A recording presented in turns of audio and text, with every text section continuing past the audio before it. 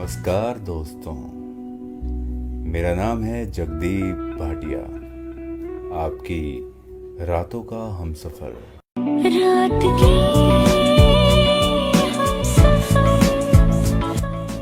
और लेकर आया हूं आपके लिए एक बहुत ही प्यारी सी प्रेम कहानी, लाल इश्क। एक शाम नवनीत अपने दोस्तों के साथ गली में बैठा गपशप मार रहा था कि तभी कुछ लड़कियां हाथ में बुक लिए वहां से गुजर रही थी और उन्हीं के बीच आ रही थी जानकी। बालों की लंबी चोटी और चेहरे पर आती घुंघराली लटें मानो हवा के झोंकों से इधर उधर करवटें ले रही थी।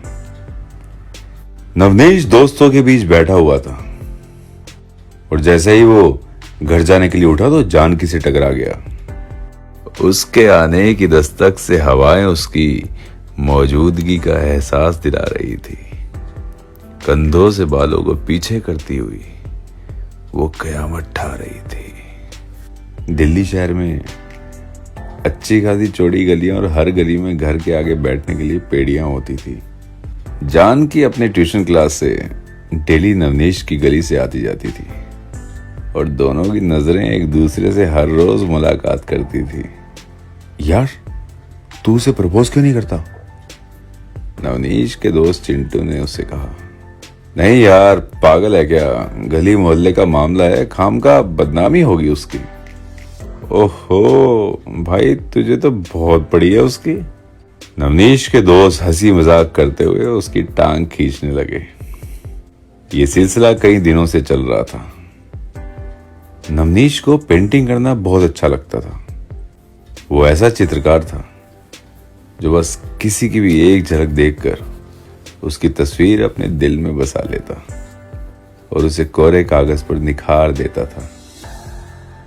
एक शाम नवनीश अपने दोस्तों के साथ अपने घर की चौखट पर बैठा था।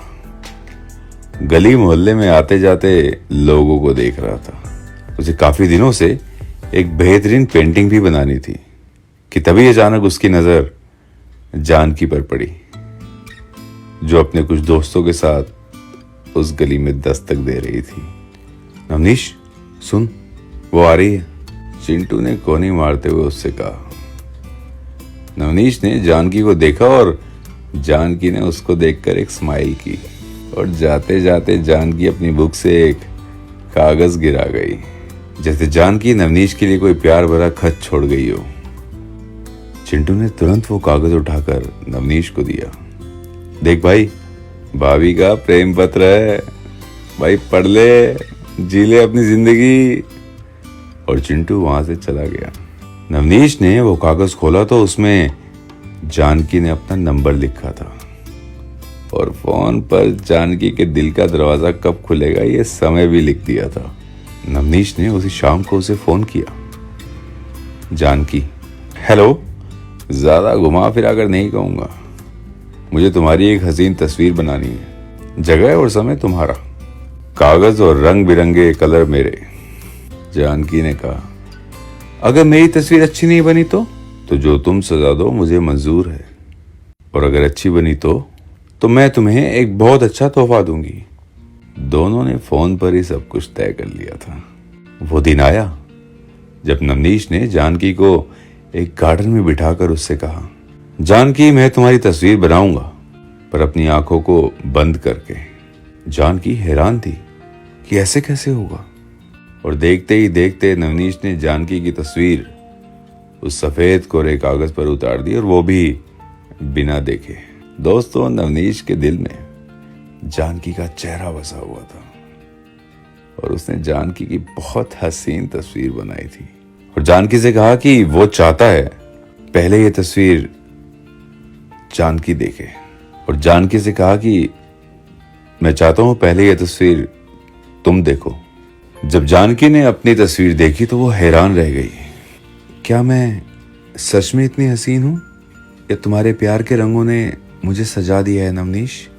नवनीश ने आंखें खोली और जानकी को देखकर कहा, मेरा तोहफा।